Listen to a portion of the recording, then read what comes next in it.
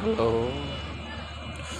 So guys, আমার বরাবরই গাড়ির প্রতি অ্যালার্জি।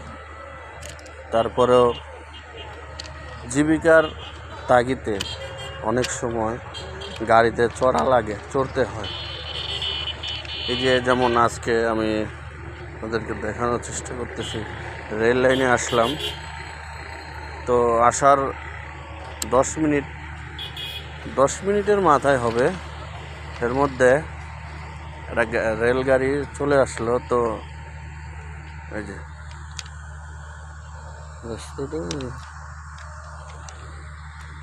চলে আসলো। তো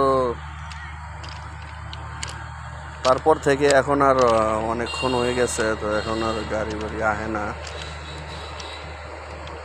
তো তারপরেও একটা ভয় কাজ করতেছে, কখন জানি এবার গাড়ি চলে আসে। রেলগাড়ি তো ওর তো বাসের মতো ফুরুত ফারুত করে আয় পড়ে না।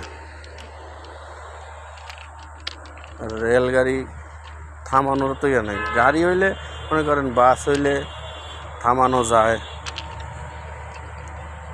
থামে, বিপদ আপদ থাকলে থামে। কিন্তু রেলগাড়ির তো থামার কোনো নামগন্ধ নাই। একমাত্র সন্নিক্ষণে যদি বিপদ না দেখে তাহলে কিন্তু থামে না।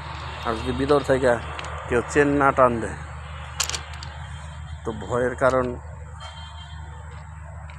বলতে পারেন, ভয়ই লাগে। অটোতে উঠলে পর্যন্ত আমার ভয় লাগে, অটোতেও উঠতে পারি। কেন এত ভয় আপনারা বলে যাবেন। ধন্যবাদ।